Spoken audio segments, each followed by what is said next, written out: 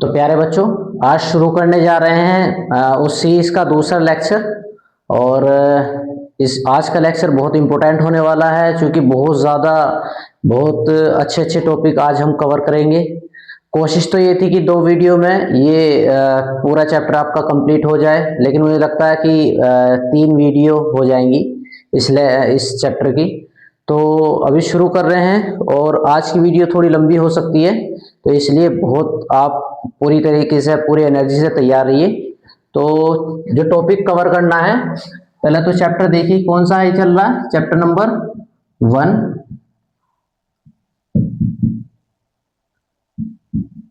Electric charges and field.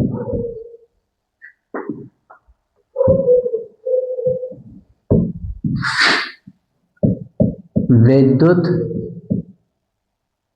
आवेश तथा क्षेत्र।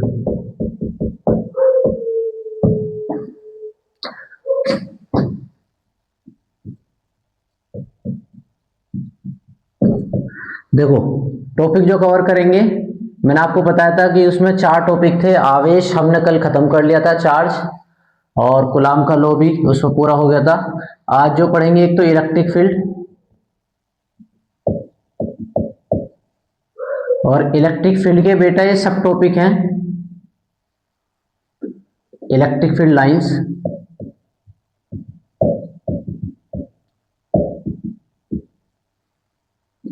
फोर्स इन इलेक्ट्रिक फील्ड,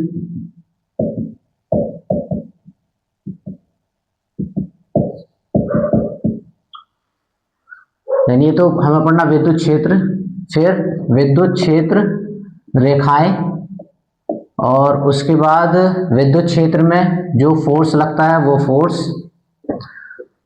उसके बाद में एक टॉपिक शुरू होगा बेटा, विद्युत फ्लक्स, यानी इलेक्ट्रिक फ्लक्स।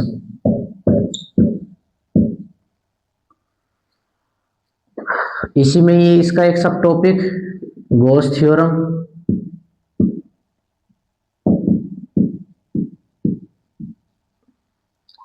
और फिर application of Gauss theorem.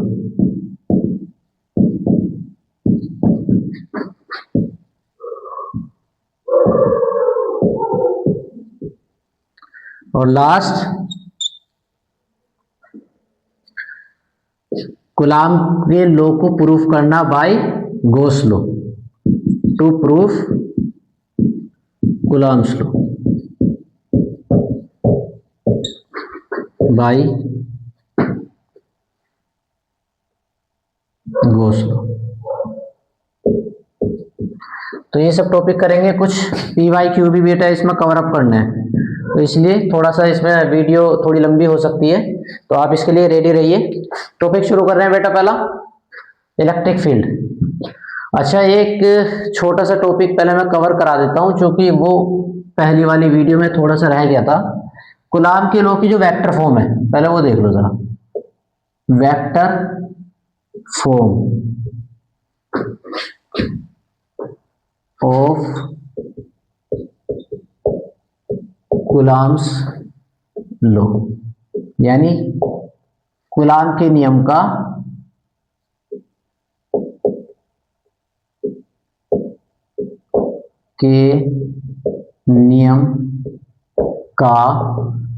Vector रूप। पहले ये देख लो बेटा, देखो अगर 2 चार्ज हैं, ठीक है, मान लीजिए ये चार्ज Q1 है और ये चार्ज Q2 है। ये वेक्टर की फॉर्म में दिया है इसकी पोजीशन। मान लीजिए ये ओरिजिन है और इसका एक पोजीशन वेक्टर, वो आपका ये दिया है, इसको कहा R1, ये गिवन है। और एक दूसरा पोजीशन वेक्टर बेटा ये दिया है, ये वाला वेक्टर दिया, समझ गए?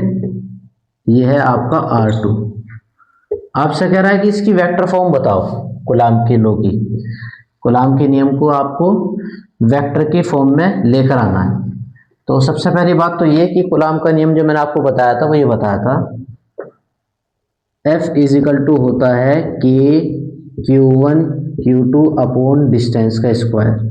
ठीक है, डिस्टेंस कौन सी होती है बेटा? दोनों चार्ज के बीच की डिस्टेंस होती है। तो देखो मुझे ये वेक्टर दिया है R1 वेक्टर, पोजीशन वेक्टर है, ये वेक्टर दिया है R2 वेक्टर, ये भी पोजीशन वेक्टर है। तो जब मैं निकालूंगा ना, डिस्टेंस निकालूंगा Q1 और Q2 के बीच की, तो मैं क्या काम करूंगा, बाद वाला माइनस शुरू वाला, फाइनल माइनस इनिशियल। तो बेटा मैं ये जो होगा यही तो होगा R, ये R वेक्टर होगा जो मुझे लिखना है, और इसको मैं कैसे निकालूंगा, बाद वाला माइनस शुरू वाला। ठीक है, इसको आप आसानी से लिख सकते हो। देखो आप कैसे लिखेंगे, मुझे लिखनी है इसकी vector form F is equal to K as it is Q1 Q2 as it is. ठीक है, डिस्टेंस, डिस्टेंस कौन सी लिखूंगा, ये वाली बेटा, डिस्टेंस लिख ली मैंने ये वाली। अब बात ये है कि ये तो डिस्टेंस है और यहाँ पर मैंने लिख रखा है इसकी वेक्टर फॉर्म, तो मुझे क्या लिखना पड़ेगा, इसका मैग्नीट्यूड लिखना पड़ेगा, यानी मैग्नीट्यूड का स्क्वायर। अभी भी ये स्केलर फॉर्म है, वेक्टर फॉर्म नहीं है। तो कभी भी वेक्टर फॉर्म जब भी बनानी होती है, कहीं पर भी बनानी हो, तो हम उसके यूनिट वेक्टर से मल्टीप्लाई करते हैं। तो यूनिट वेक्टर का मतलब, अगर ये आर वेक्टर है तो इसका यूनिट वेक्टर क्या होगा बेटा, आर कैप। ठीक है, आर कैप इसका यूनिट वेक्टर होगा। और पता नहीं आप लोगों को मालूम है या नहीं है, नहीं पता हो तो देख लो एक बार। मान लीजिए ए कैप है, तो ये इसको डिफाइंड ऐसा करते हैं, ए वेक्टर डिवाइड बाई इसका मैग्नीट्यूड। कोई भी यूनिट वेक्टर हो तो वो वेक्टर डिवाइड बाई उसका मैग्नीट्यूड, यानी उसकी लंबाई। तो आर को बेटा मैं क्या लिखूंगा नेक्स्ट लाइन में, के Q1 Q2 अपॉन, ये तो मैग्नीट्यूड है ही, इसको तो एज इट इज रहने दो आप, और इसको लिखेंगे बेटा आर वेक्टर अपॉन आर का मैग्नीट्यूड। अगर गौर से देखो आप, तो 2 पावर ये है और 1 पावर ये है, तो 3 पावर हो गई बेटा। तो ये आ गई इसकी vector form, K Q1 Q2 upon R vector की cube multiply by R vector. ये क्या आ गई बेटा, वेक्टर फॉर्म आ गई। लेकिन इसको, ये तो आर तो मैंने खुद माना था, आर की जगह क्या लिखूंगा, R2 माइनस R1। तो इसको आप ऐसे लिखना, वेक्टर फॉर्म ये हो जाएगी बेटा, F इज इक्वल टू के Q1 Q2 upon R2 minus R1 की cube into R2 minus R1 vector में लिखना है। ठीक है, अब ये प्योर वेक्टर फॉर्म बन चुकी है।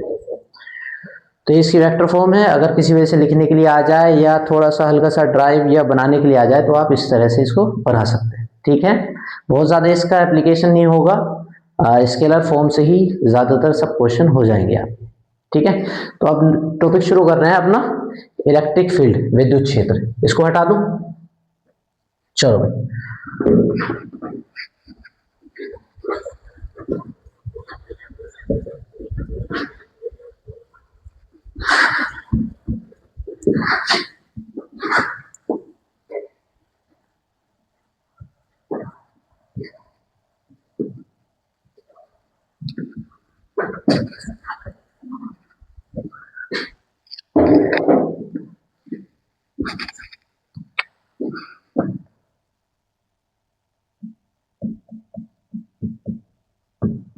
इलेक्ट्रिक फील्ड बेटा, चैप्टर का एक पार्ट पूरा हो चुका, दूसरा शुरू हुआ है। इलेक्ट्रिक फील्ड क्या होता है, इलेक्ट्रिक फील्ड, विद्युत क्षेत्र।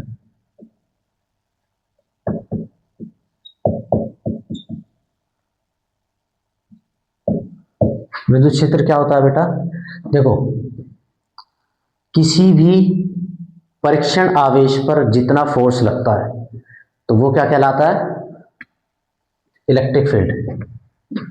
यानी force per unit test charge is called, बिल्कुल आसान डेफिनेशन है बेटा, इलेक्ट्रिक फील्ड।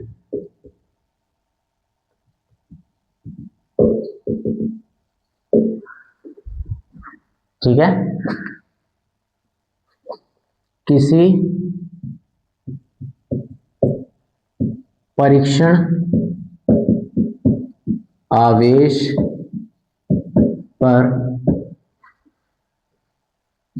लगने वाले बल की मात्रा को क्या कहते हैं बेटा? विद्युत क्षेत्र कहते हैं।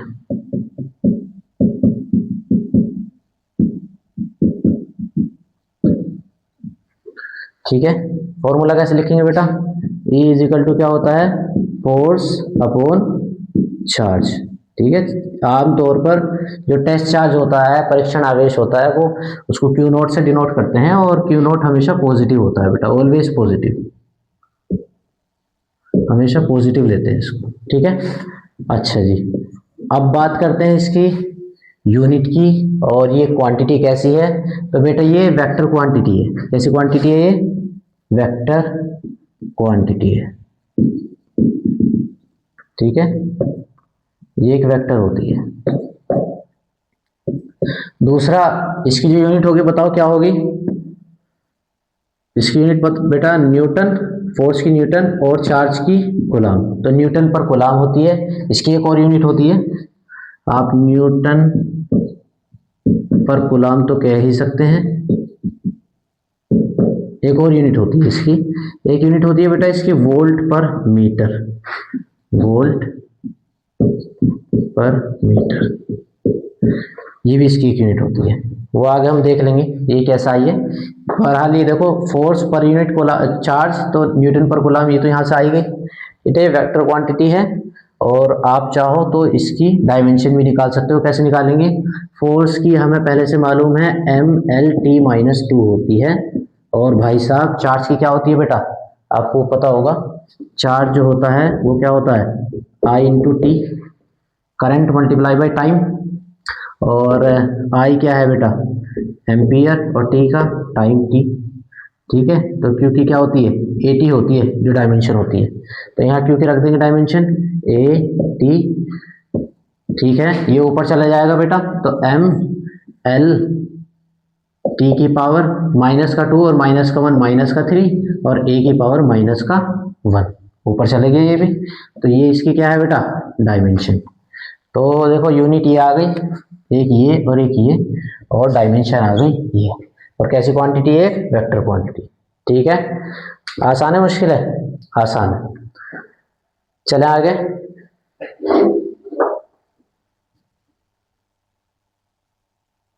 चलो,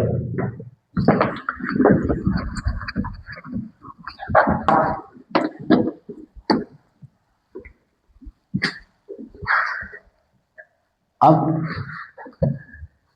जरा देख लेते हैं कि किसी बिंदु आवेश की वजह से इलेक्ट्रिक फील्ड की वैल्यू कितनी होती है। इलेक्ट्रिक फील्ड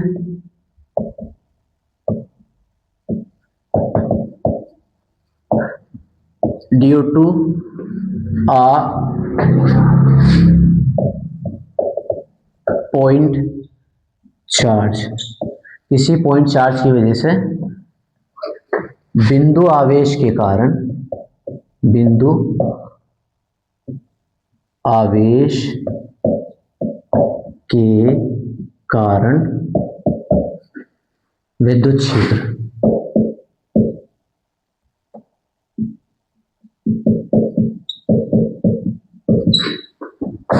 देखो बेटा यहां पर मान लीजिए कोई चार्ज है Q।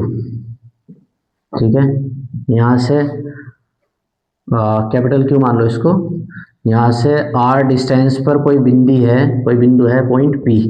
यहाँ पर मुझे निकालना है विद्युत क्षेत्र का मान, इलेक्ट्रिक फील्ड का वैल्यू मेरे को निकालनी है। तो जब भी कहीं पर भी आपको इलेक्ट्रिक फील्ड की वैल्यू निकालनी हो, तो वहाँ पर आप एक टेस्ट चार्ज मान लेना Q0। तो मैं यहाँ पर मान रहा हूँ टेस्ट चार्ज एक Q0 मान लिया। ठीक है, ये रियल में है नहीं, लेकिन मैंने माना है इसको, परीक्षण आवेश को मैंने माना है। तो अब आप कूलाम का लॉ इसमें लगा सकते हो, बाई कूलाम्स लॉ, कूलाम के नियम से। क्या होगा बेटा? F इजिकल टू होगा K Q1 Q2 upon R square. ठीक है, फोर्स आ गया। और अभी मैंने आपको थोड़ी देर पहले बताया था क्या है डेफिनेशन, डेफिनेशन से, किसकी डेफिनेशन से? विद्युत क्षेत्र की परिभाषा से, विद्युत क्षेत्र की परिभाषा से। विद्युत क्षेत्र की परिभाषा से क्या बताया था अभी मैंने? E इजिकल टू क्या होता है बेटा? F upon Q। F की वैल्यू कितनी बेटा? K capital Q small Q naught upon R का स्क्वायर। ठीक है, और ये जो Q होता था वो Q नोट ही तो होता था टेस्ट चार्ज, तो ये Q नोट है तो यहाँ पे भी Q नोट रखूंगा, Q नोट। ठीक है, F की वैल्यू ये रखी और Q नोट ये रहा। Q नोट से Q नोट चला जाएगा बेटा, जब ये यहाँ पर आएगा ये कट गया तो क्या बचा? के क्यू अपॉन आर स्क्वायर। इसको आप रट लेना, याद करना सीधा सीधा। ठीक है, समझ में भी आ गया होगा और याद भी करना है। कभी भी कोई आपसे पूछे कि किसी बिंदु आवेश की वजह से इलेक्ट्रिक फील्ड की वैल्यू कितनी होती है, तो क्या बताएंगे? के क्यू अपॉन आर स्क्वायर, के क्यू अपॉन आर स्क्वायर। ठीक है, क्यू क्या चीज है? जिस चार्ज की वजह से हमें इलेक्ट्रिक फील्ड निकालनी है वो चार्ज की क्वांटिटी, चार्ज का मान है। सही है, चलो अब ये तो हो गया हमारा इलेक्ट्रिक फील्ड किसी एक सिंगल चार्ज की वजह से। जैसे हमने बहुत सारे चार्ज की वजह से फोर्स पढ़ा था ना, बल पढ़ा था, सुपर पोजिशन ऑफ फोर्सेस, ऐसे ही superposition of electric field भी हो सकता है। इसी में देख लो, superposition of electric field.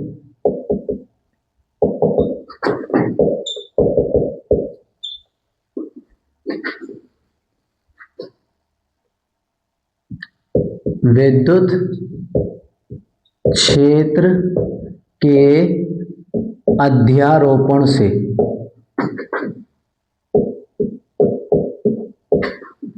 विद्युत क्षेत्र का अध्यारोपण है। क्या कहेंगे? मान लो अगर बहुत सारे चार्ज हैं, एक चार्ज, दो चार्ज, तीन चार्ज, और यहाँ पर कोई पॉइंट P है, मान लो ये चार्ज बेटा Q1, ये चार्ज Q2 और ये चार्ज Q3 है। थोड़ा सा यहाँ ले लेता हूँ इसको, ये रहा Q3, और मुझे क्या निकालना है? इन तीनों चार्ज की वजह से पॉइंट P पर इलेक्ट्रिक फील्ड निकालना है। देखो यहाँ से यहाँ तक की डिस्टेंस, और यहाँ से यहाँ तक की डिस्टेंस, और यहाँ से यहाँ तक की डिस्टेंस आपको दी है। मान लीजिए ये डिस्टेंस R1 है बेटा, ये डिस्टेंस R2 है और ये डिस्टेंस R3 है। तो कैसे करेंगे फिर? हम क्या करेंगे बेटा? E एट P, E पर जो टोटल P होगा, मतलब P पर जो टोटल E होगा वो कितना होगा? K Q1 अपॉन R1 का स्क्वायर। ठीक है, इतना होगा। ठीक है, उसके बाद जब करेंगे, इसके साथ जब ऐड करेंगे तो हम डायरेक्शन के साथ ऐड करेंगे। ठीक है ना, आपने अगर सीधा सीधा इसको ऐसे जोड़ा के Q2 अपॉन R2 स्क्वायर और के Q3 अपॉन R3 का स्क्वायर, तो बेटा बिल्कुल गलत हो जाएगा। ठीक है, ऐसे नहीं करना है, डायरेक्शन के साथ लेना है इसको। तो इसको मैं हटा रहा हूं। क्या करेंगे फिर? आप इसको लेंगे, E इजिकल टू होगा E1 plus E2 plus E3। सही है, मैग्नीट्यूड E1 तो मैं निकाल चुका था अभी, कितना था? K Q1 अपॉन R1 का स्क्वायर। ऐसे ही E2 का मैग्नीट्यूड आ गया था, कितना आया था magnitude? K Q2 upon R2 का स्क्वायर। ऐसे ही E3 का क्या आया था? K Q3 अपॉन R3 का स्क्वायर। लेकिन अभी हमें डायरेक्शन यहाँ पर मालूम नहीं है। ठीक है, जहाँ डायरेक्शन मालूम होगी फिर डायरेक्शन के अकॉर्डिंग रखेंगे। मैं एक एग्जांपल से इसको भी समझा रहा हूँ, देख लो जरा। यही कर रहा हूँ, देखो यहाँ ये क्वेश्चन लिया मैंने। मान लो बेटा क्वेश्चन है, एक ट्राइंगल है ये रहा। ठीक है, और यहाँ पर है बेटा एक चार्ज रखा हुआ प्लस Q, एक चार्ज रखा हुआ है यहाँ माइनस का Q।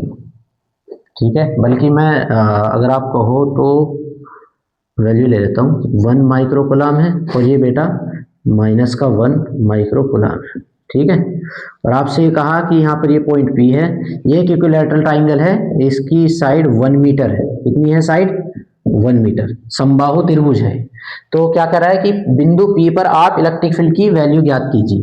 ई पी आपको निकालना है, ये आपका क्वेश्चन है। तो क्या करेंगे, पहले निकालो ई वन किसको मानू, 1 इसको मान लूँ, 2 इसको मान लेता हूँ, ठीक है। तो 1 क्या होगा, ई वन होगा ऐसे ही जैसे वो लिखा था के क्यू वन कितना है बेटा, 1 micro coulomb, K Q one upon R 1 का स्क्वायर। के की वैल्यू कितनी बेटा, 9 इंटू 10 टू द पावर 9 जी। के की value 9 into 10 to the power 9 और Q1 की वैल्यू 1 माइक्रो कुलाम है। 1 माइक्रो कुलाम को कुलाम में बदलेंगे आप 10 की पावर 6 से मल्टीप्लाई कर, ठीक है। और R1 क्या है बेटा, 1 का स्क्वायर, E1 ये आ जाएगा जी, ठीक है। E2 क्या आएगा, E2 के लिए ये लेंगे चार्ज -1, बाकी तो डिस्टेंस तो ये भी 1 मीटर ही है, तो E2 भी बेटा सेम ही आएगा। थोड़ा इसको सिंप्लीफाई कर लो, वैसे क्या आया है बताइए, 9 इंटू 10 की पावर 9 और माइनस का 6, 10 की पावर -3, तो 9 इंटू 10 की पावर -3, सही है जी। अच्छा E2 भी इतना ही आएगा, 9 इंटू 10 टू द पावर -3, सही है, न्यूटन पर कूलम। लेकिन ये भी आंसर नहीं आया बेटा। आंसर कैसे आएगा, आंसर आएगा वेक्टर के समेशन कर वेक्टर लेकर, ठीक है। इसको आप जरा यहाँ पे नीचे देख लो कैसे करेंगे, E एट P, एक मिनट देखोगे यहाँ पर, इसकी वजह से जो यहाँ पर फोर्स लगेगा, अगर यहाँ पर थोड़ी देर के लिए मैं टेस्ट चार्ज मान लेता हूँ Q नोट है, तो ये इसको रिपेल करेगा या अट्रैक्ट करेगा, ये पॉजिटिव है ना, ये पॉजिटिव है तो क्या करेगा जल्दी बताओ, ये पॉजिटिव है तो बेटा इसको रिपेल करेगा, प्रतिकर्षित करेगा, ठीक है। तो ये इधर की तरफ आएगी डायरेक्शन, ब्लू से बना देता हूँ ताकि आपको थोड़ा सा क्लियर दिखाई दे। ये हो गई E1 हमारी। अच्छा इसकी -1 की वजह से डायरेक्शन किधर होगी, -1 की वजह से डायरेक्शन बताओ, ये इसको प्रतिकर्षित करेगा या अट्रैक्ट करेगा, अपनी तरफ खींचेगा, अट्रैक्ट करेगा बेटा, क्योंकि ये माइनस का है और ये पॉजिटिव चार्ज है, टेस्ट चार्ज हमेशा पॉजिटिव होता है, तो ये इसको अपनी तरफ खींचेगा, ये हो गया E नोट, ठीक है। अब ईमानदारी से बताओ, जब सारी साइड बराबर हैं, इक्विलेटरल ट्राइंगल है, तो ये कितना एंगल होगा, 60, सारे 60 के होंगे, ये भी 60 का होगा। अब गौर से देखो, ये पूरा कितने का है, 180 का, पूरा कितने का है, 180 का, तो 180 में से 60 अगर माइनस हो जाएगा तो बेटा ये कितना बचेगा, ये वाला एंगल, अगर 180 ये पूरा 180 का है, उसमें से 60 मैंने माइनस कर दिया 60 डिग्री, तो कितना बचा है, 120 डिग्री। इसका मतलब ये हुआ कि एंगल E1 और E2 के बीच में एंगल कितना है बेटा, E1 E2 के बीच में एंगल कितना है, 120 डिग्री, कितना है जी, 120 डिग्री। बस अब इसको वेक्टर समेशन कर सकते हो आप। कल मैंने आपको फॉर्मूला बता ही दिया था, क्या बताया था, पहले का स्क्वायर दूसरे का स्क्वायर +2, पहला वाला दूसरा वाला कोस 120। चलो देख लो, अंडर रूट पहले का स्क्वायर, इसका स्क्वायर, थोड़ी देर के लिए इसको कुछ मान लो, E मान लेता हूँ, ये E है, ये x मान लो, चलो ये x है तो ये भी x ही होगा बेटा, दोनों x ही थे, दोनों बराबर ही थे। तो पहले का स्क्वायर दूसरे का स्क्वायर +2 पहला वाला दूसरा वाला कोस 120, सही है, बोलो। और भाई साहब ये क्या आ जाएगा, x स्क्वायर 2x और ये भी 2x² हो गया, और ये cos 120 की वैल्यू कितनी होती है बेटा जी, माइनस का हाफ, कितनी होती है, माइनस का हाफ। देखो जरा इस 2 से तो ये 2 कट जाएगा बेटा, तो ये 2x² प्लस का x², मैं साइड में दोबारा से लिख देता हूं, हो सकता है आपको दिखाई ना दे रहा हूं नीचे से। इधर देखो E इज इक्वल टू, यहां पर था ये 2x² प्लस का 2x² हो चुका था, 2x इंटू x, ये मल्टीप्लाई में, और cos 120 की वैल्यू आपने रखी थी माइनस का हाफ, तो 2 से 2 गया तो कितना बेटा, 2x² और ये माइनस का x² का अंडर रूट, तो क्या बचा बेटा, x² का अंडर रूट, यानी ये x और x को किसको माना था मैंने, 9 इंटू 10 की पावर -3, तो 9 इंटू 10⁻³ न्यूटन पर coulomb, this is the net electric field. ठीक है, तो इस तरह से क्या करना आपको, वेक्टर समेशन करना। सपोज करो आप सीधा इनको ऐड कर देते, 9 इंटू 10⁻³ और ये 9 इंटू 10⁻³ दोनों आप ऐड कर देते सीधा सीधा, पता क्या आंसर आता, 18 इंटू 10⁻³। वो गलत था, तो इसलिए वेक्टर समेशन करना है सीधा सीधा, स्केलर समेशन नहीं करना। स्केलर का मतलब सीधा सीधा न्यूमेरिकल नंबर को जोड़ना नहीं है, बल्कि जो एक वेक्टर को जोड़ने का तरीका होता है उस हिसाब से आपको उसका रिजल्टेंट निकालना है। ठीक है, क्लियर है? तो ये सुपरपोजिशन समझ में आया, विद्युत क्षेत्र का अध्यारोपण। इस तरह से आप और भी न्यूमेरिकल कर सकते हैं। अब थोड़ा हम आगे बढ़ रहे हैं, इसको हटा दें, चलो।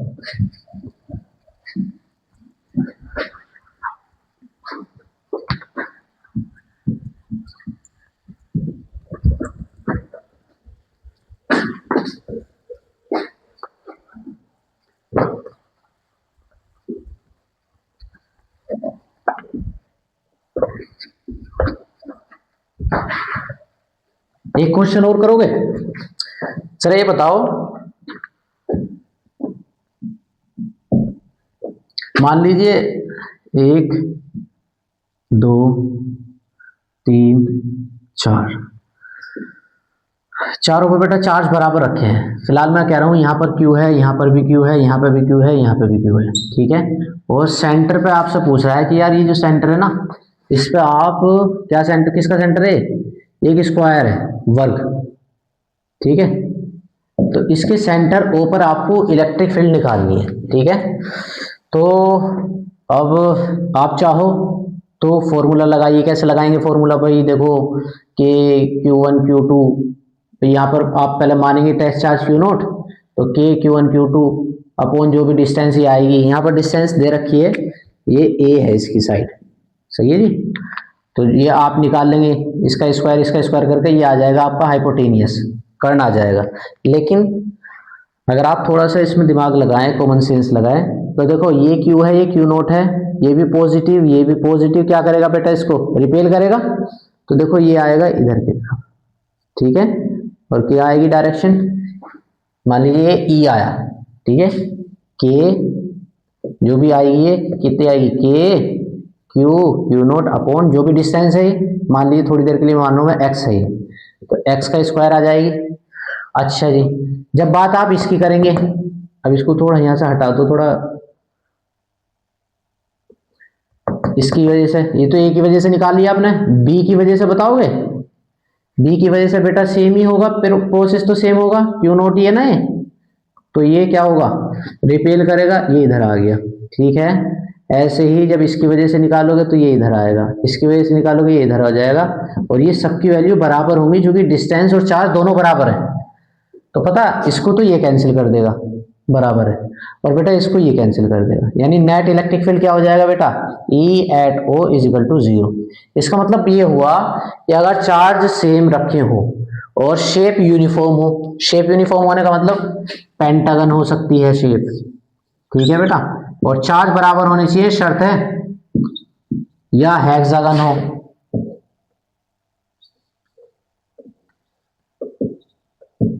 ये सब रेगुलर पॉलीगन कहलाते हैं बेटा, रेगुलर पॉलीगन कहलाते हैं ये, और चार्ज आपने सेम रखे हैं सारों पर। यहाँ मान लो 2 माइक्रोकूलम रखा, 2 माइक्रोकूलम, 2 2 2 2, और सेंटर पे पूछ रहा है, ऐसे ही यहाँ सेंटर पे पूछ रहा है, तब भी नेट क्या होगा बेटा, 0 होगा, चार्ज सेम होना चाहिए। फिलहाल आप एक कॉमन चार्ज ले लो, Q Q Q Q Q Q Q Q Q Q Q Q Q, ठीक है, तो हम क्या लिखेंगे, फॉर अ रेगुलर पॉलीगन, किसी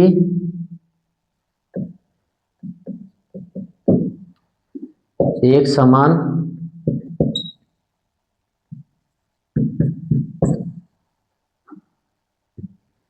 बहुभुज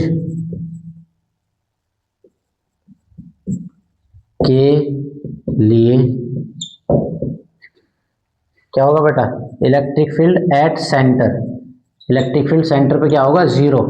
जबकि क्या शर्त है, जबकि क्या है, कोनों पर चार्ज बराबर रखे हों, जबकि सारे कोनों पर आवेश बराबर रखें। ठीक है, इसको एज अ रिजल्ट आप याद रख लो। और एक और बात, अगर बेटा शेप ये हो, ठीक है, यहां तो चलो कोने दिखाई दे रहे थे आपको, और सारे में ही चार्ज फैला दिया इसके, मान लो ये एक स्टील की रिंग है, रिंग, ठीक है, स्टील आयरन जो भी मेटल हो सकती है, ठीक है, और सेंटर पे आपसे पूछ रहा है, तो क्या इसके सेंटर पे इलेक्ट्रिक फील्ड जीरो नहीं होगा? बिल्कुल होगा। इसके सेंटर पे भी इलेक्ट्रिक फील्ड जीरो होगा, इसके सेंटर पे भी इलेक्ट्रिक फील्ड जीरो होगा, इसके सेंटर पे भी इलेक्ट्रिक फील्ड जीरो होगा। ठीक है, तो इसको आप एज अ रिजल्ट डायरेक्ट याद रखिएगा, कई मरतबा ये ऑब्जेक्टिव क्वेश्चन आ जाता है। ठीक है, शेप दी होगी, आपसे पूछेगा कितना इलेक्ट्रिक फील्ड है, याद रहेगा। हटा दे इसको, चलो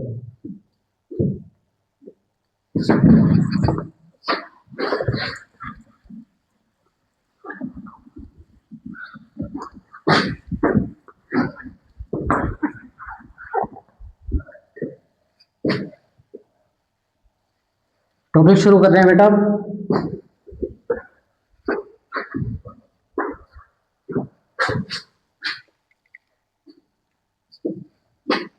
इलेक्ट्रिक फील्ड लाइंस,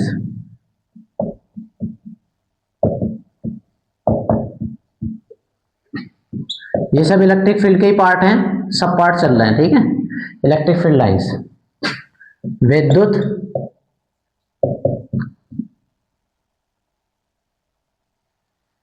बल रेखाएं,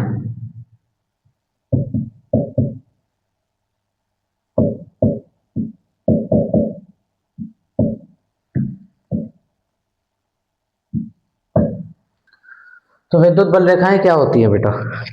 देखो, हमें बात पहले से मालूम है कि एक चार्ज होता है पॉजिटिव और एक चार्ज होता है निगेटिव। ठीक है, तो पॉजिटिव चार्ज से इलेक्ट्रिक फील्ड लाइंस निकलती हैं, पॉजिटिव चार्ज से इलेक्ट्रिक फील्ड लाइंस निकलती हैं बेटा।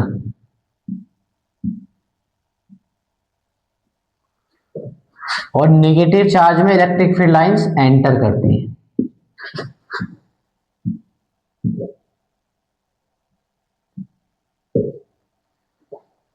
ठीक है, तो ये इलेक्ट्रिक फील्ड लाइंस क्या होती है?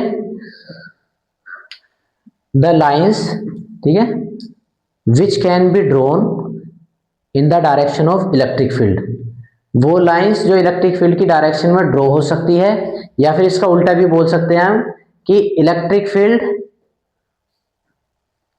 की डायरेक्शन उसकी लाइन पर खींची गई स्पर्श रेखा यानी टेंजेंट को टेंजेंट से डिनोट की जाती है। तो अगर मैं आपसे ये पूछूं ना कि यहाँ पर इलेक्ट्रिक फील्ड की डायरेक्शन क्या, मान लो इस पॉइंट पर पूछ रहा हूं, तो हम ये कहेंगे यहाँ पर इलेक्ट्रिक फील्ड की जो डायरेक्शन है वो ये है। कोई आपसे पूछे कि यहाँ पर इलेक्ट्रिक फील्ड की डायरेक्शन क्या, तो हम कहेंगे यहाँ पर इलेक्ट्रिक फील्ड की डायरेक्शन ये है। कोई आपसे पूछे कि भाई साहब यहाँ पर क्या है इलेक्ट्रिक फील्ड की डायरेक्शन, तो हम कहेंगे यहाँ पर इलेक्ट्रिक फील्ड की डायरेक्शन ये है। तो ये इमेजिनरी लाइंस होती हैं जो एक चार्ज से निकलकर दूसरे चार्ज में एंटर होती हैं। ठीक है, तो ये इलेक्ट्रिक फील्ड लाइंस कहलाती हैं। और इसकी प्रॉपर्टीज लिख लेते हैं, थोड़ा सा देख लेते हैं प्रॉपर्टीज क्या क्या होंगी इलेक्ट्रिक फील्ड लाइंस की। चलो देखो, सबसे पहली बात तो ये है, गुण लिख लेते हैं इसकी प्रॉपर्टीज।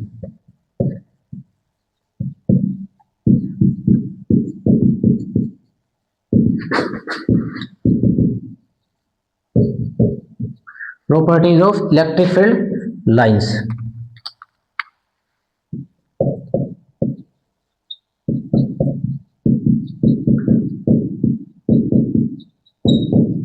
विद्युत बल रेखाओं के गुण।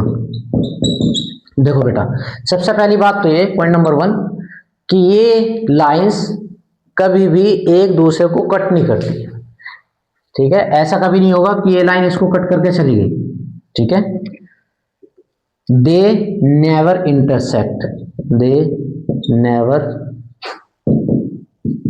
intersect with each other, ये एक दूसरे को कभी नहीं काटती। पहली बात तो ये, इसकी वजह है, रीजन है इसका, अगर सपोज करो एक लाइन दूसरी लाइन को कट कर दे, मान लो एक लाइन ऐसे जा रही थी, दूसरी लाइन ऐसे जा रही थी, तो पता क्या होगा, एक पॉइंट पर इलेक्ट्रिक फील्ड की दो डायरेक्शन आ जाएंगे। अभी मैंने बताया था ना, किसी भी पॉइंट पर अगर आप डायरेक्शन चेक करना चाह रहे हैं इलेक्ट्रिक फील्ड की, तो वो उसकी लाइन से पता चल जाती है। तो पता क्या होगा, इस पॉइंट पर इलेक्ट्रिक फील्ड की दो डायरेक्शन आ जाएगी, एक तो ये डायरेक्शन आ जाएगी और एक ये डायरेक्शन आ जाएगी एक ही पॉइंट पर, जो कि इम्पॉसिबल है। एक पॉइंट पर दो डायरेक्शन नहीं हो सकती इलेक्ट्रिक फील्ड की, इसी वजह से ये कभी भी एक दूसरे को नहीं काटती। पॉइंट नंबर 2, जितना ज्यादा लाइंस करीब करीब होंगी वहां पर इलेक्ट्रिक फील्ड की वैल्यू उतनी ज्यादा होगी। ठीक है,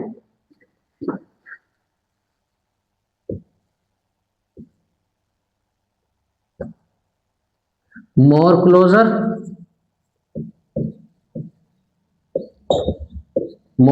lines means more electric field।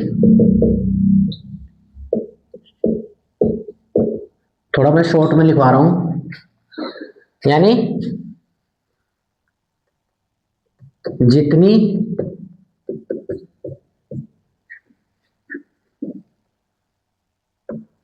पास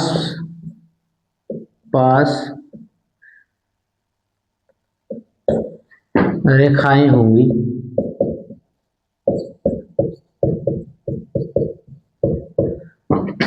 उतना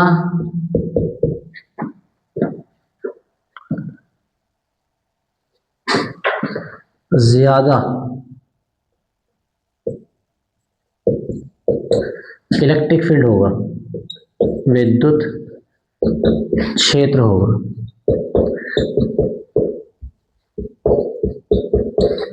ठीक है, इसको भी समझ लेते हैं। देखो क्या मतलब है इस बात का, इसका मतलब ये है कि अगर कोई आपसे पूछे, एग्जांपल देख लो, एक लाइंस कुछ इस तरह से जा रही थी,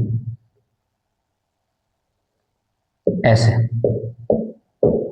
ठीक है, और पॉइंट क्या है बेटा, एक पॉइंट यहां है, एक पॉइंट यहां है, और ये ए पॉइंट है, ये बी पॉइंट है। आपसे पूछा कि eight which point electric field is more, किस पॉइंट पर इलेक्ट्रिक फील्ड मोर है, ज्यादा है, तो बेटा डेफिनेटली बात है कि ए पर ज्यादा होगा बी के मुकाबले में।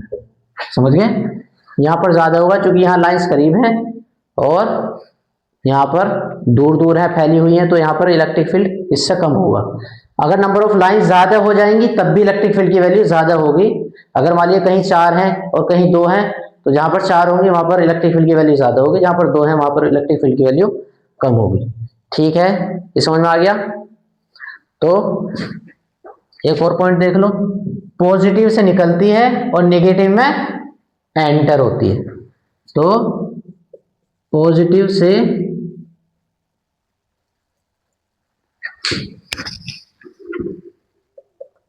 प्लस क्यू से बेटा एमिट होगी और माइनस क्यू में टर्मिनेट होगी।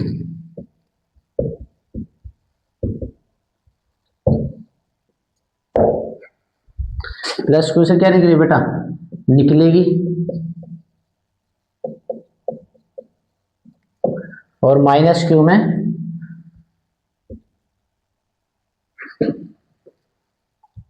एंटर होगी, घुसेगी। ठीक है, तो ये कुछ बेसिक प्रॉपर्टी हैं जो आपको इलेक्ट्रिक फील्ड की प्रॉपर्टी पता होनी चाहिए। और एक ये भी है जो मैंने अभी बताई थी कि किसी भी पॉइंट पर, चलो मैं लिख देता हूं इसको भी,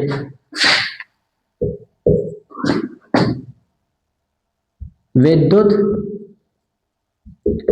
बल रेखा के किसी बिंदु पर खींची गई स्पर्श रेखा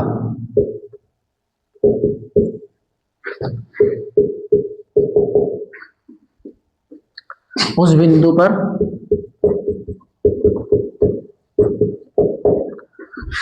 विद्युत क्षेत्र की दिशा को प्रदर्शित करती है।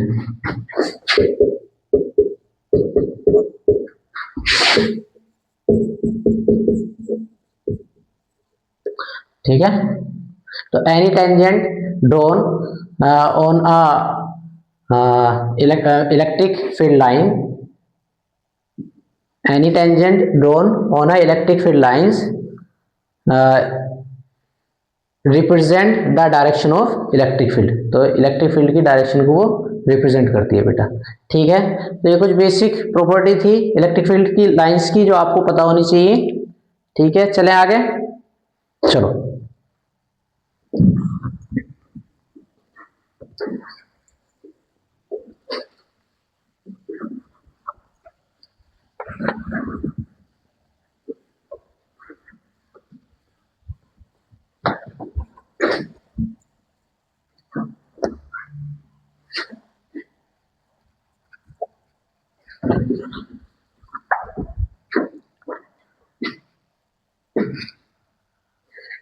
अब बेटा शुरू करने जा रहे हैं most important topic, that is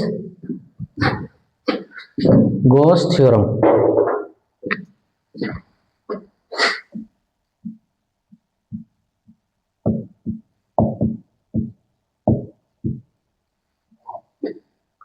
Gauss का प्रमेय।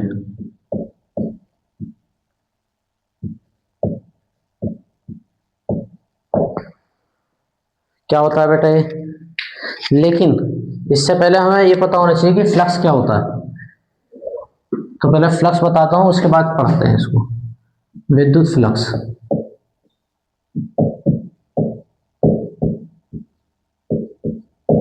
इलेक्ट्रिक फ्लक्स,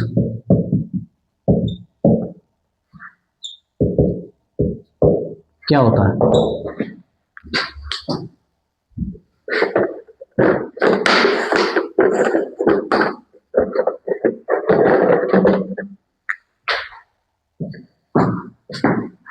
देखो बेटा,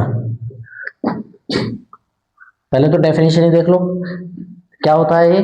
किसी भी सरफेस से जितनी विद्युत रेखाएं पास हो सकती हैं वो कहलाता है उसका इलेक्ट्रिक फ्लक्स। ठीक है, विद्युत फ्लक्स यानी the number of electric field lines passing through a surface perpendicularly is called electric flux. किसी भी समतल से, किसी भी तल से गुजरने वाली, लंबवत गुजरने वाली विद्युत बल रेखाओं की संख्या को विद्युत फ्लक्स कहते हैं। ठीक है, तो the number of electric field lines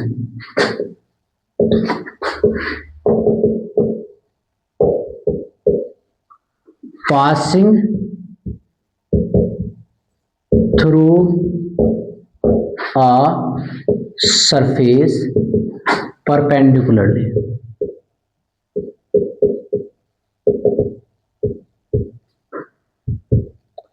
is called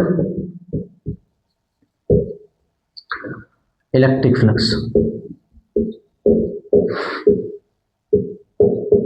electric flux बोलते हैं बेटा इसको। किसी समतल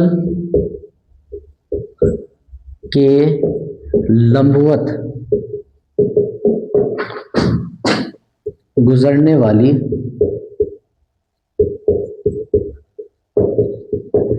विद्युत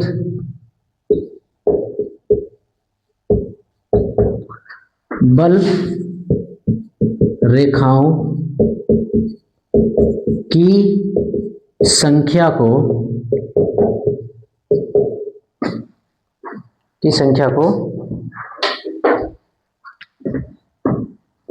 विद्युत फ्लक्स कहते हैं।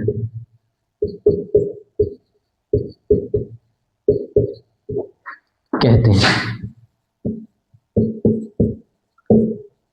तो बेटा ये तो है इसकी एक फिजिकल जो अपीयरेंस है, यानी फिजिकल डेफिनेशन है वो है इसकी। जैसे एक सरफेस बनाओ, फॉर एग्जांपल एक सरफेस बेटा ये है, ठीक है, और इससे लाइंस पास हो रही है बेटा, मान लीजिए 1 2 3 लाइन पास हुई, ये रही, ठीक है। आपसे कहा गया कि इस सरफेस से गुजरने वाला विद्युत फ्लक्स ज्ञात करो, इलेक्ट्रिक फ्लक्स हमें निकालना है। तो क्या कहेंगे हम, यहाँ पर फाई की वैल्यू, फाई से डिनोट करते हैं इसको, अभी बताऊंगा। फाई की वैल्यू जो होगी हम कहेंगे कि 3 है। कितनी है जी, 3। और शर्त क्या है, परपेंडिकुलर होनी चाहिए, ये परपेंडिकुलर होनी चाहिए, ठीक है। तो जितनी भी लाइंस पास होंगी किसी भी सरफेस से, वो क्या कहलाएगा, उसका विद्युत फ्लक्स कहलाएगा। ये इसकी फिजिकल एक डेफिनेशन है, प्रैक्टिकल डेफिनेशन। लेकिन इसका फॉर्मूला अगर हमें निकालना है तो देख लेते हैं। पहली बात तो इसको फाई से डिनोट करते हैं, फाई ई से, ठीक है। और इसका जो फॉर्मूला है इसको लिखते हैं, यहाँ पे देख लेते हैं, phi E is equal to लिखते हैं ई डॉट ए लिखते हैं, क्योंकि एक स्केलर क्वांटिटी है। कैसे क्वांटिटी है, स्केलर क्वांटिटी है ये। और इसका फॉर्मूला ई डॉट ए है। इसको अगर खोल कर लिखना चाहो आप तो ई ए कोस थीटा भी लिख सकते हैं, और थोड़ा सा और अच्छे से लिखना चाहो तो आप इसको इंटीग्रेशन की फॉर्म में लिख सकते हैं, ई डी ए, ठीक है। तो ई डी ए, ये क्या हो जाएगा बेटा, ये फ्लक्स के 3 फॉर्मूले हो गए, जहां जैसी जरूरत होगी वहां वैसा हम यूज कर लेंगे, समझ गए। अच्छा, तो इसका मतलब ये हुआ, इसको देखो जरा, ई ए कोस थीटा है ना, इसका नीचे डायग्राम देखो एक बार। मान लीजिए बेटा एक ये सरफेस है,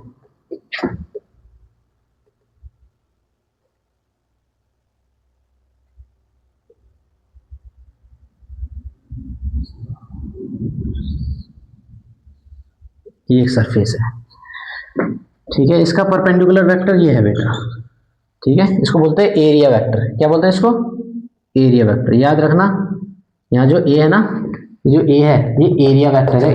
ए क्या चीज है यहाँ पर, एरिया वेक्टर, एरिया वेक्टर, ठीक है, क्षेत्रफल वेक्टर। तो ये बेटा ए है, जो कि हमेशा परपेंडिकुलर होता है सरफेस के, ठीक है। अगर लाइंस में मान लीजिए यहां से पास कराऊं ऐसे, ये लाइंस आई ऐसे 1 2 3, ऐसे ही इलेक्ट्रिक फील्ड लाइंस जा रही है, ये इलेक्ट्रिक फील्ड की डायरेक्शन है, ठीक है, ये ए है। तो आप जो एंगल लेंगे बेटा, वो कभी भी सरफेस से नहीं लेंगे। एंगल क्या लेना है, सरफेस से कभी नहीं लेना है। हम जो एंगल लेंगे वो कहां से लेंगे, हम एंगल लेंगे हमेशा नॉर्मल से। नॉर्मल यानी परपेंडिकुलर। जैसे ये एक सरफेस है, इसका परपेंडिकुलर ये। अगर मान लीजिए मैं आपसे ये कहूं कि इलेक्ट्रिक फील्ड की डायरेक्शन ये है, ये इलेक्ट्रिक फील्ड लाइंस है, मान लीजिए ऐसे है, ये सारी लाइंस ऐसे पास हो रही है, ठीक है। तो आप एंगल ये वाला नहीं लेंगे सरफेस से, आप एंगल जो लेंगे एरिया वेक्टर से, वो ये वाला लेंगे, इन दोनों के बीच का एंगल, समझ गए, ठीक है। तो बेटा एंगल कौन सा लेंगे फिर आप, एरिया वेक्टर और इस लाइन के बीच का एंगल होगा, ये थीटा जो होगा, ये बताने की कोशिश कर रहा हूं, ठीक है। कर लेंगे, चलो एक बेसिक क्वेश्चन कर लेते हैं इस पर। क्वेश्चन देखो इसका बेसिक, एक मान लो एक सरफेस है बेटा, ये लिखूंगा नहीं क्वेश्चन, डायग्राम से ही कर लेंगे, ठीक है। और इलेक्ट्रिक फील्ड की डायरेक्शन कुछ इस तरह से दे रखी है ये, और ये जो वैल्यू दे रखी है बेटा, ये दे रखी है 2 न्यूटन पर कूलम या वोल्ट पर मीटर, ठीक है। और ये एक स्क्वायर है बेटा, क्या है, एक स्क्वायर। ये सरफेस क्या है, एक स्क्वायर, यानी 1 मीटर साइड है इसकी, ये क्वेश्चन में दिया है 1 मीटर 1 मीटर 1 मीटर, ठीक है। आपसे कहा है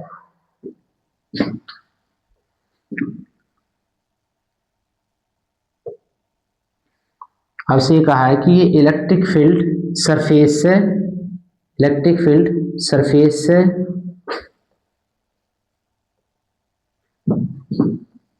सरफेस से ये उठा हुआ है ऊपर ऐसे, यहाँ से मान लो ये सरफेस से उठा हुआ है ऐसे, ये मान लो ये है सरफेस से ऐसे उठा हुआ, ये वाला एंगल, ये एंगल दे रखा है 30 डिग्री।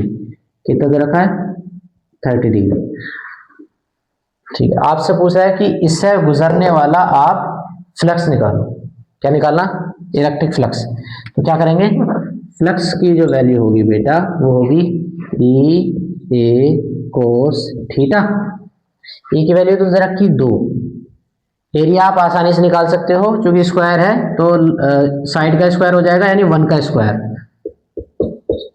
और कोस थीटा या थीटा जो लेंगे आप वो नॉर्मल से लेंगे इससे।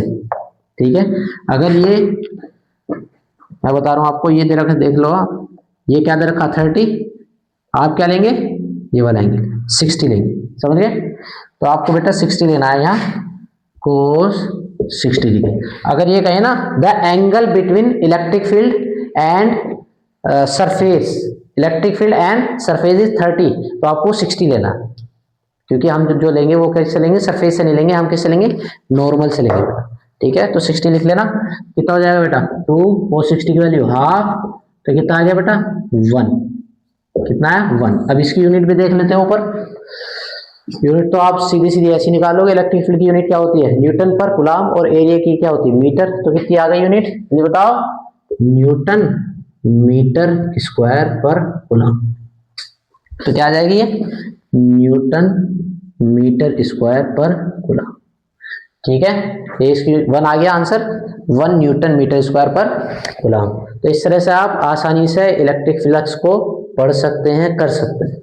यहाँ तक कोई दिक्कत नहीं होनी चाहिए, बिल्कुल आसान है, कोई मुश्किल नहीं है। गॉस थ्योरम देखो आप, गॉस थ्योरम में कहते हैं कि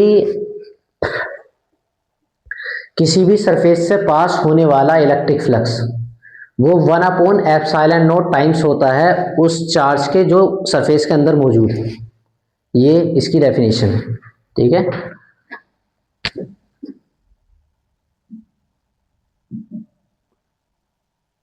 the electric flux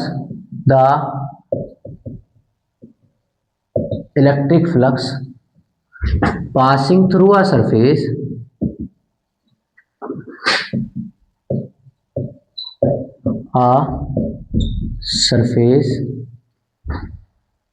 is 1/ε0 times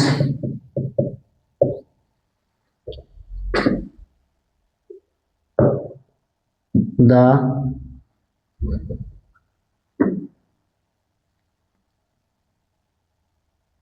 charge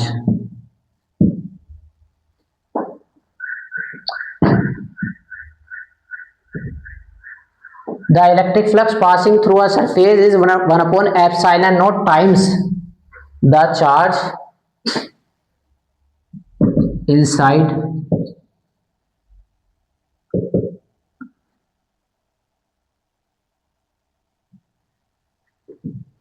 the charge closed by the surface, the charge closed by the surface, जिस उस सरफेस ने जो चार्ज को क्लोज कर रखा उसके 1/ε0 टाइम्स होगा।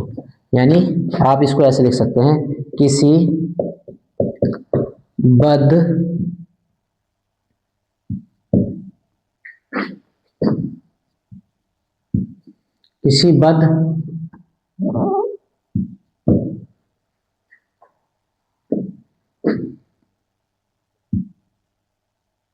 पृष्ठ से गुजरने वाला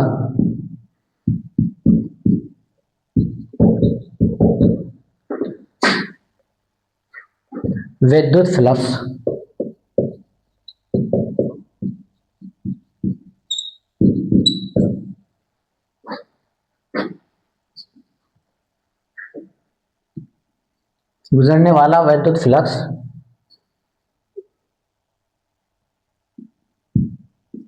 पृष्ठ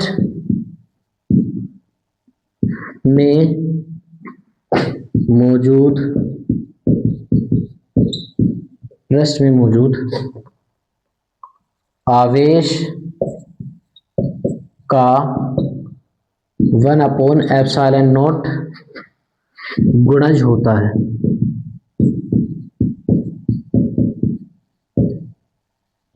ठीक है, 1/ε0 गुणज होता है। तो क्या होगा बेटा, यानी फाई जो होगा ना, फाई ई, वो होगा भाई साहब क्यू, जो भी अंदर मौजूद है चार्ज वो, divided by epsilon naught. 1/ε0 times है ना, एक ही बात है, देख लो चाहे मैंने लिखा आपको 1/ε0 इंटू क्यू, जो अंदर मौजूद है वो, क्यू इन का मतलब अंदर, ठीक है। तो इसको आप ऐसे भी तो लिख सकते हो, Q inside divide by epsilon note, एक ही बात है, ठीक है। तो ये क्या है, मैं इसको यहीं पे लिख रहा हूँ, ये लिखा Q divide by epsilon note, इसको आप ब्रैकेट में बंद कर दो। इसको मैं थोड़ा सा और ओपनली लिख सकता हूँ, यहां से ऐसे, यहां पर। तो अगर मैं लिखूं क्लोज सरफेस की बात हुई है, मान लो ये सरफेस क्लोज है बेटा, ठीक है, ये चार्ज मौजूद है Q इनसाइड, अंदर चार्ज एक है Q, ठीक। इससे जितना भी फ्लक्स ऐसे गुजरेगा, ऐसे जो भी परपेंडिकुलर फ्लक्स गुजरेगा ना बेटा, इससे ये वाला, ये लाइन इससे परपेंडिकुलर होंगे बेटा, ठीक है। तो कितना होगा वो,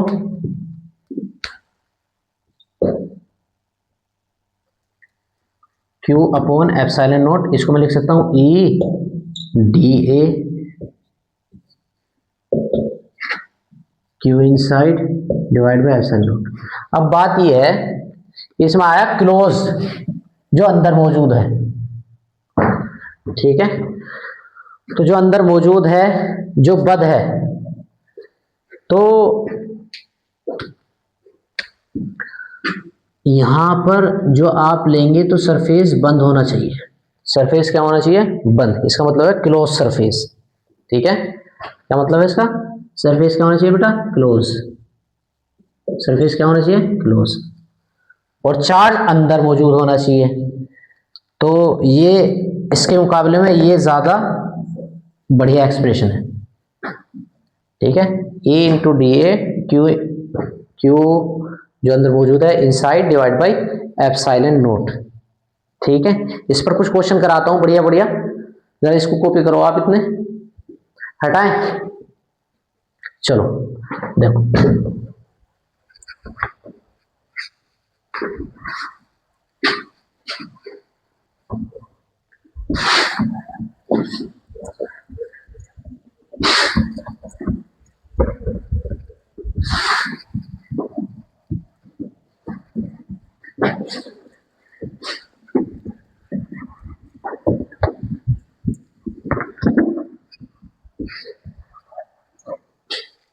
देखो भाई, सबसे पहले आपसे कोई ये मालूम करे कि यार ये एक क्यूब है ना, क्यूब के अंदर एक चार्ज रखा हुआ है क्यूब, एक कोन है भाई साहब, इसके अंदर चार्ज रखा हुआ है क्यूब, ठीक है। और कोई शेप भी ले सकते हो आप, मान लो एक सिलेंडर है बेटा,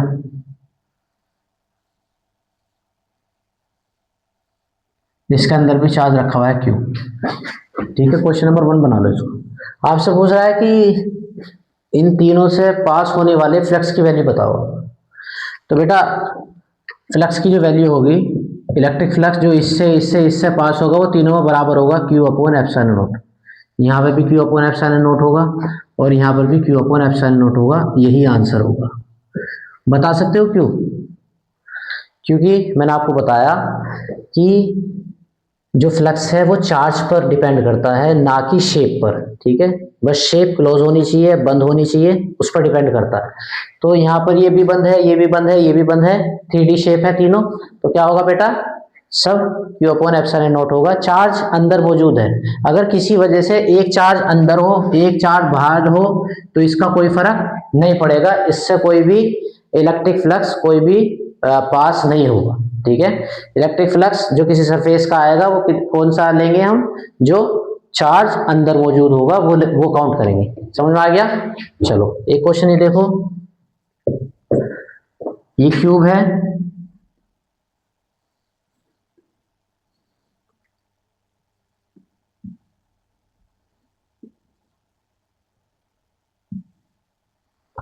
चार्ज अंदर मौजूद है, अभी अंदर था ना, इसको थोड़ा सा शिफ्ट कर रहे हो, इसको शिफ्ट कर रहे हैं बेटा यहाँ पर।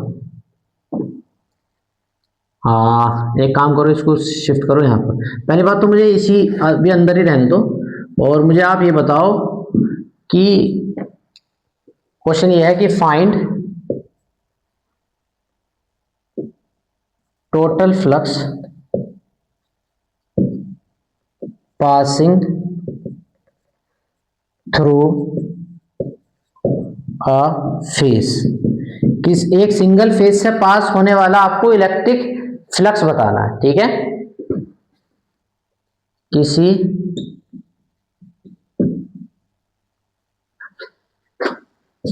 एक तल से गुजरने वाला फ्लक्स बताओ।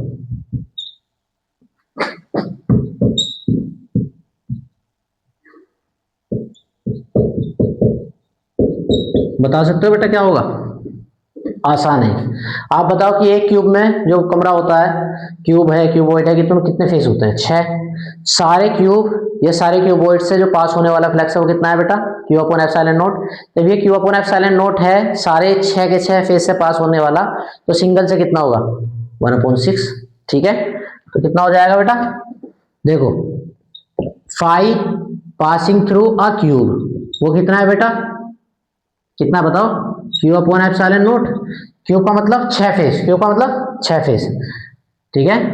यानी तो 5 पासिंग थ्रू अ फेस कितना होगा? 1/6 Q upon epsilon not. This is the answer बेटा, ठीक है? तो ये आसान है। अच्छा, इसको थोड़ा सा क्वेश्चन को चेंज कर रहे हैं, तीसरा क्वेश्चन बना रहे हैं अलग।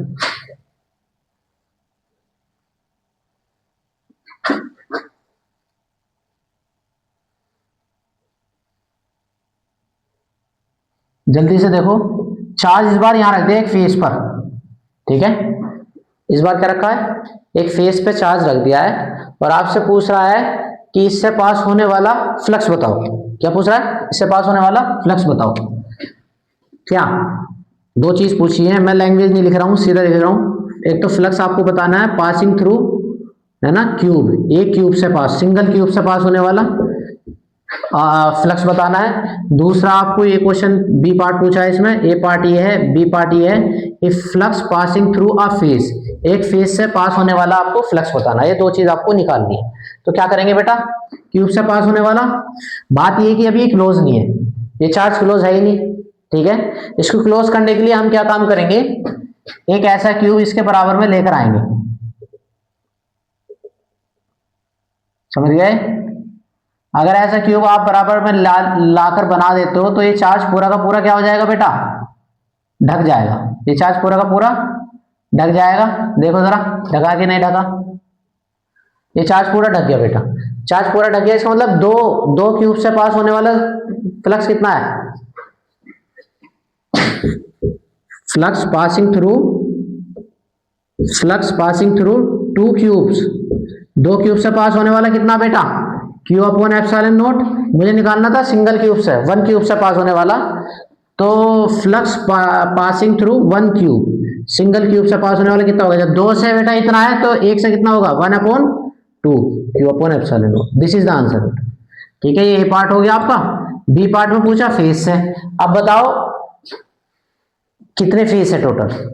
दो क्यूब में कितने फेस होते हैं भाई? 1 2 3 4 5 6, तो 6 क्यूब है, मतलब 6 फेस है 1 क्यूब में, तो 12 फेस हो जाएंगे 2 क्यूब्स में, तो 12 फेस से पास होने वाला क्यू अपॉन एप्सिलॉन नॉट, सही है ना? तो एक फेस से पास होना है 1/12, या इसी का 1/6 कर दो, एक ही बात है। तो सिंगल क्यूब से इतना, यानी सिंगल क्यूब का मतलब 12 फेस, तो बेटा सिंगल फेस से कितना?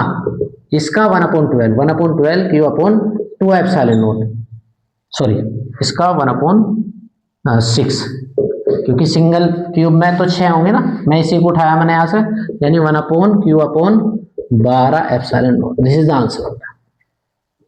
ठीक है, कर लोगे। एक लास्ट क्वेश्चन, इसे हटा दें यहां से।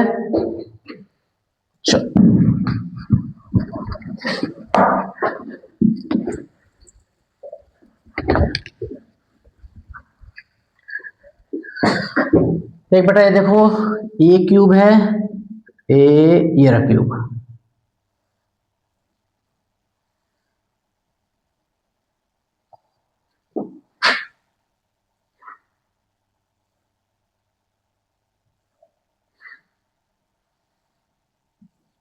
ठीक है, इसके कोने पे ना बेटा एक कोई सा कोना ले लो, मान लो यहाँ है, इस बार कोने पे रख दिया चार्ज ए, ये रहा चार्ज। ठीक है, ये चार्ज रखा है क्यू, और आपसे पूछा है, 2-3 बातें पूछी आपसे। मान लीजिए flux passing through a cube, एक क्यूब से पास होने वाला, यानी इस क्यूब से कितना फ्लक्स पास हो रहा है। चार्ज इसके कोने पे रखा, अंदर नहीं रखा, अंदर रखा होता तो q/ε0 होता। दूसरा पूछा flux passing through a face. ठीक है, तो ये 2 चीज पूछी है फिलहाल, बताओगे। देखो इसको ढकने के लिए कितने क्यूब की जरूरत है, इसको ढकने के लिए बेटा, इसको देख लो, अगर थोड़ा सा आप इससे आइडिया लगा लो, और कोई डस्टर, 1 मिनट। देखो अगर मान लो यहाँ पर कोई चार्ज रखा मैंने, थोड़ी देर के लिए इसको क्यूब मान लो आप। ठीक है, यहाँ पर ये चार्ज रखा है, देख रहे हो, यहाँ पे चार्ज रखा। तो इस कोने को ढकने के लिए पता बेटा कितने क्यूब की जरूरत होगी। इस कोने को ढकने के लिए एक तो ये चाहिए, एक ये चाहिए 2, एक बराबर में 3, एक ऊपर 4, एक ऐसी 5, 6, 7 और एक 8। 8 तो खुद है ही है, तो एक टोटल कितने चाहिए 8। फिर दोबारा देख लो एक बार, यहाँ पर ये कोना है, चलो इधर कोना देख लो, ये वाला, इस कोने पर क्या रखा, चार्ज रखा हुआ है। ठीक है, इसको ढकने के लिए एक तो जस्ट इसके बराबर में हो गया एक, देख लो नीला एक, फिर एक यहाँ 2, फिर एक यहाँ 3, तो नीचे वाले सर उस पर कितने हो गए 3, और एक ये वाला 4 तो है ही, 4 तो नीचे हो गए। अब जस्ट इसके ऊपर आएगा एक, फिर एक दूसरे वाले के ऊपर 2, फिर एक 3 और एक 4, तो टोटल 8 क्यूब चाहिए। कितने चाहिए बेटा, 8 क्यूब चाहिए, 8। तो 8 क्यूब से पास होने वाला फ्लक्स, समझ रहे हो, इसको ढकेंगे ऐसे, यहां से यहां से यहां से, फिर एक क्यूब हो जाएगा, फिर एक इसके बराबर में, एक इसके बराबर में होगा इधर 2। ठीक है, तो 1 2 फिर 3 फिर 4 फिर 5 फिर 6, इस तरह से 8 हो जाएंगे। तो भाई साहब flux passing through 8 cubes, 8 cube से पास होने वाला फ्लक्स कितना है भाई साहब, q/ε0। तो एक क्यूब से पास होने वाला कितना होगा, बोलो 1/8 q/ε0। This is the answer.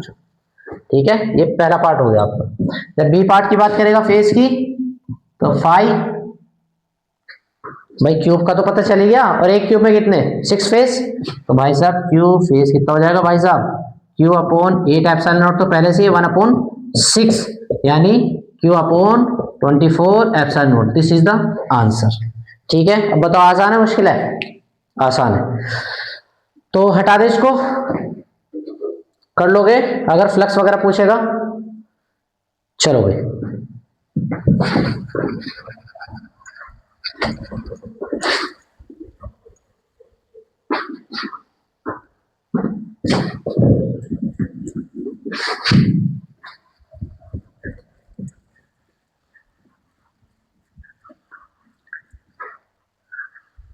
अब आते हैं गोस के प्रमेय के उपयोग पर।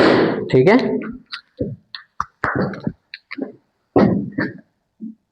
एप्लीकेशन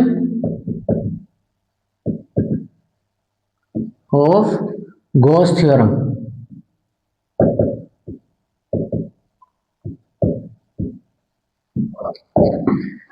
गॉस की प्रमेय के अनुप्रयोग। ठीक है, तो इसके कैसे हम इसको इम्प्लीमेंट करेंगे, क्या मतलब फायदा है गोस थ्योरम का। सबसे पहले सबसे बड़ा बेनिफिट वो ये है कि गोस थ्योरम यूज करके आप आसानी के साथ इलेक्ट्रिक फील्ड निकाल सकते हो बेटा। ठीक है, तो इलेक्ट्रिक फील्ड निकालना बड़ा आसान है, इसका यूज करके देखो कैसे निकालेंगे, देख लो। सबसे पहले निकालते हैं हम कोई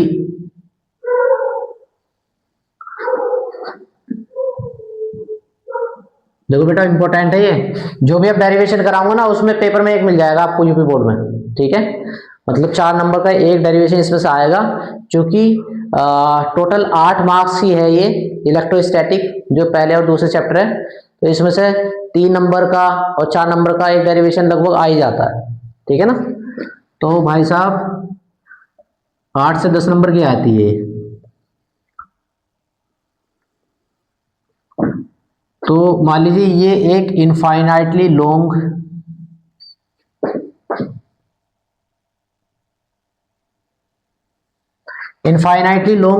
वायर है बेटा ये, और इसको मैंने एक चार्ज दिया पॉजिटिव। ठीक है, इसको शुरू करने से पहले साइड में एक चीज देख लो पहले, वो ये कि चार्ज डेंसिटी कितने तरीके की होती है। चार्ज डेंसिटीज, चार्ज डेंसिटीज का मतलब बेटा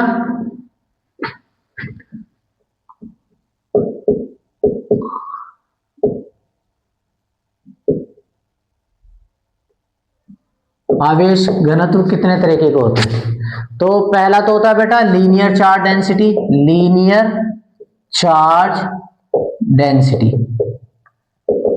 यानी रेखीय। दूसरा होता है बेटा surface charge density, surface charge density यानी पृष्ठ आवेश घनत्व। और बेटा तीसरा होता है volume charge density, volume charge density यानी आयतन, ठीक है, आवेश घनत्व।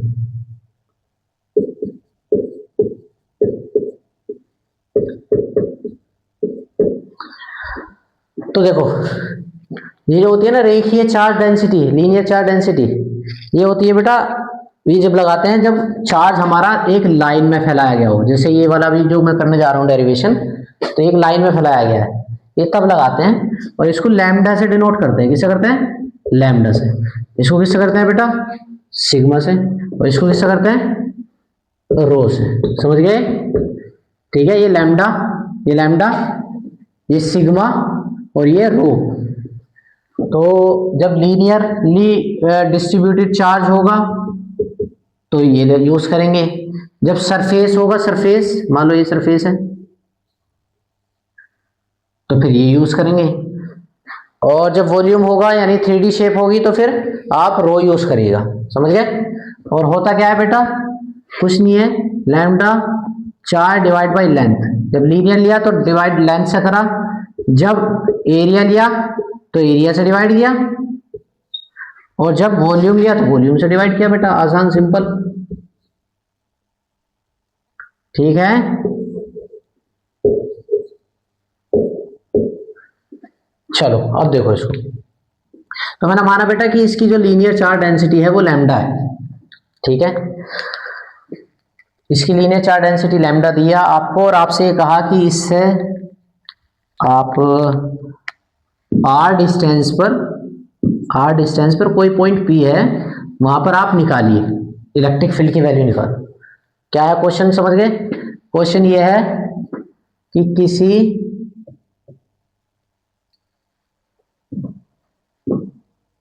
Electric field due to infinite long charge wire infinite long charge wire.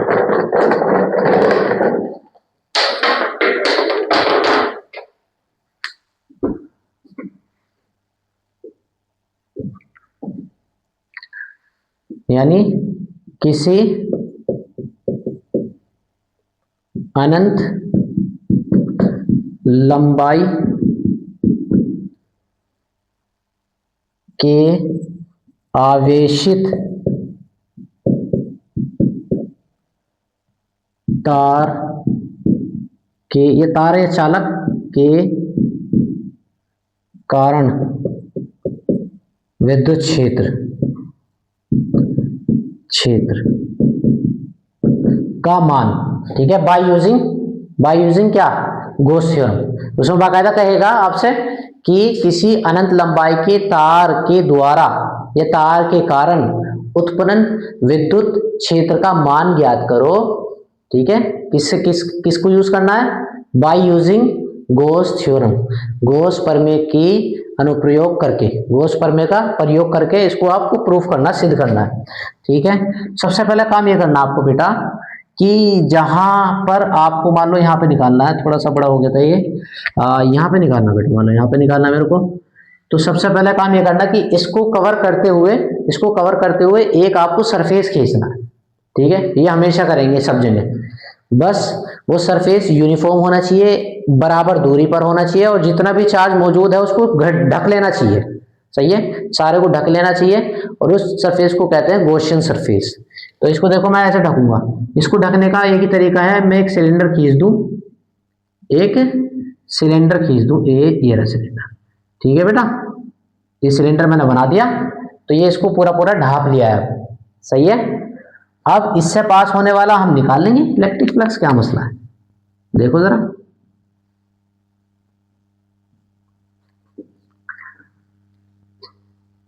क्या कितने होंगे, कितने फेस हैं इसके बेटा, 3 फेस हैं, फेस गिन लो पहले, face number 1, face number 2, face number 3।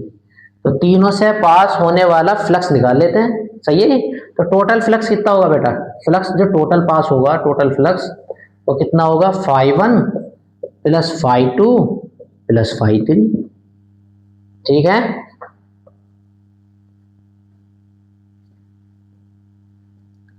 φ1 देखो जरा, φ1 क्या होगा भैया जी, इसका एरिया वेक्टर तो ऊपर की तरफ होगा, ऐसे थोड़ा 1 हटा रहा हूं मैं यहाँ से, आप समझ जाना कि 1 ही है, 1 यहाँ लिख के देखो, ये रहा, इसका जो एरिया वेक्टर है भाई साहब वो ऊपर की तरफ होगा, और जो इसका इलेक्ट्रिक फील्ड है वो इधर की तरफ होगा भाई साहब। देखो चार्ज है ना, लीनियर चार्ज ये है। अब ये मान लो लाइट ही हो, ट्यूबलाइट हो, तो इसकी रोशनी ऐसी तो होगी बेटा, ठीक है ना, ऊपर की तरफ थोड़ी होगी। अगर ये यहाँ पर रोड है तो इसकी जो इलेक्ट्रिक फील्ड है वो इधर की तरफ होगी, यानी इधर चारों तरफ ऐसे होगी, और एरिया वेक्टर है वो ऊपर की तरफ है।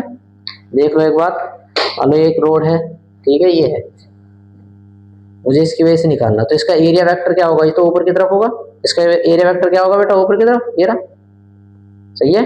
और इलेक्ट्रिक फील्ड जो है वो इसके चारों तरफ है ऐसे, तो इलेक्ट्रिक फील्ड चाहे कहीं भी हो, एरिया वेक्टर के तो 90 डिग्री पर ही है, और जब एरिया वेक्टर के 90 डिग्री पर होगा बेटा तो क्या करेंगे, फिर 90 डिग्री पे होगा तो बेटा 0 होगा, क्यों, देखो EA cos 90, और EA cos 90 की वैल्यू कितनी होती है, 0। अब बचा बस φ2, और इधर क्या बचा, φ3 पे क्या होगा, EA cos 90 डिग्री, ये भी भाई साहब 0 हो गया, ठीक है, तो ये भी 0 हो गया। अब केवल एक फ्लक्स बचता है, वो बचता है φ2, ठीक है जी, ये है हमारा φ टोटल। अब φ टोटल को आप लिख सकते हो, φ टोटल को कैसे लिखेंगे, इसमें लगा देंगे हम, क्या लगाएंगे बताओ, क्या लगाओगे, इसमें आप लगाइए गॉस थ्योरम, ठीक है, गॉस थ्योरम यहाँ साइड में लगा रहा हूं मैं। देखो मैंने माना कि एक छोटा सा एक खांचा है, इसका जो चौड़ाई है वो DA है, इसका एरिया DA, छोटा सा मान दिया, फिर भी छोटा लेते हैं इसमें, और इससे पास होने वाला जो इलेक्ट्रिक फील्ड है वो तो E हो गई, ठीक है। तो हम लिख रहे हैं अप्लाई गॉस थ्योरम की परमिट से, गॉस गोस परमे